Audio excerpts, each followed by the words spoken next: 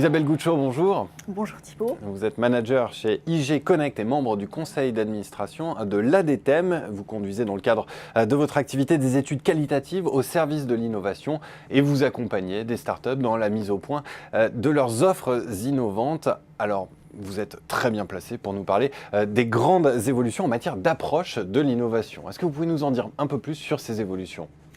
Oui, en effet, l'innovation s'adapte aux tendances de l'économie et son mode de mise en œuvre aussi évolue en fonction des modes de fonctionnement dans les entreprises.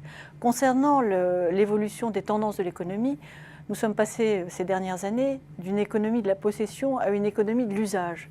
Aujourd'hui, il est plus important de bien vivre que de vivre avec beaucoup. Ainsi, autrefois, quand on projetait des innovations, on pensait surtout des produits. Aujourd'hui, la créativité est beaucoup plus sollicitée pour trouver des services innovants. Et puis, parallèlement, la conduite de l'innovation dans les entreprises évolue. Autrefois, les stratégies d'innovation s'appuyaient principalement sur l'expertise de l'entreprise et ses ressources internes. Elles mettaient en jeu des processus longs, selon des logiques verticales et hiérarchisées, et tout ça dans un but qui était d'éviter à tout prix l'erreur. Or, ces méthodes très normées n'ont pas empêché un certain nombre, une majorité même d'innovations, de ne jamais voir le jour ou de ne pas trouver de marché qui leur permette de se développer. Aujourd'hui, du coup, les processus d'innovation sont beaucoup plus agiles. Par exemple, le droit à l'erreur fait partie des règles du jeu de l'innovation.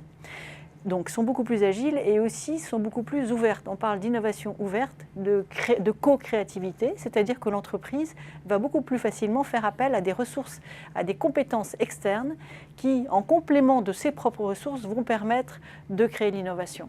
Alors justement, sur ces compétences, sur ces expériences externes qui viennent compléter l'existant dans l'entreprise, est-ce que vous pouvez nous détailler un petit peu comment ça se passe ? Est-ce que vous pouvez nous en dire un peu plus ? Oui, bien sûr. La première chose, c'est l'expérience consommateur, qui est prise beaucoup plus en amont qu'elle ne l'était autrefois. Et d'ailleurs, la plupart des innovations aujourd'hui partent de l'expérience consommateur, parce qu'on s'est rendu compte que le succès d'une innovation n'était pas simplement dû au fait que l'entreprise maîtrise parfaitement la technique de son innovation, mais plutôt que cette innovation réponde à un vrai besoin et donc qu'elle puisse trouver son marché.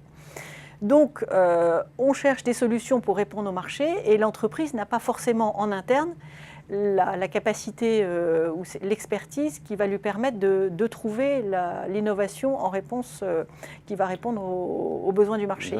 D'où la nécessité de faire appel à des compétences externes, complémentaires, et qui, combinées aux compétences de l'entreprise, vont permettre de concevoir l'innovation qui répondra aux besoins du marché. Est-ce que vous auriez des exemples de cette approche de l'innovation et surtout des exemples qui illustreraient cette pertinence de l'approche ? Oui, à mon sens, il y a en tout cas deux industries récentes qui sont très sollicitées par les grands groupes, justement dans le cadre d'innovation pour rester dans la course de la modernité. La première industrie, c'est les biotechnologies. Les biotechnologies. Quand on pense par exemple au monde de l'agrochimie, autrefois, les modèles économiques de ces entreprises de l'agrochimie étaient basés sur le développement et la commercialisation de produits chimiques. Or, aujourd'hui, on s'est rendu compte des limites de la chimie sur l'environnement et on leur demande non plus de fournir de la chimie qui va contrôler la nature, mais des biotechnologies qui vont permettre de régénérer les ressources naturelles. Donc, la plupart des grands groupes de l'agrochimie créent des partenariats ou investissent dans des startups de la biotechnologie. La deuxième industrie à laquelle je pense et qui intéresse beaucoup les entreprises, justement dans le cadre de création de nouveaux services, c'est l'industrie du numérique. Toutes les technologies numériques, par les connexions qu'elles créent entre les individus et les objets, ou maintenant avec l'Internet des objets, entre les objets eux-mêmes, sont très prisés par les entreprises pour justement créer ces nouveaux services. Et un exemple très récent, c'est par exemple l'association entre Apple et Goldman Sachs pour créer la carte de paiement Apple Pay. Eh bien, merci beaucoup Isabelle Goucho pour cet éclairage sur ces nouveaux leviers, ces nouvelles approches pour innover autrement et donc plus efficacement. Merci encore. Merci Thibault.